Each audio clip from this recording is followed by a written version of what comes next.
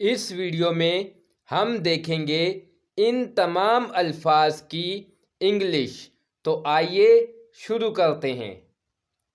सुनना, सुनने को इंग्लिश में कहते हैं लिसन। सुनना, लिसन। वजाहत, वजाहत को इंग्लिश में कहते हैं एक्सप्लेनेशन। वजाहत, एक्सप्लेनेशन।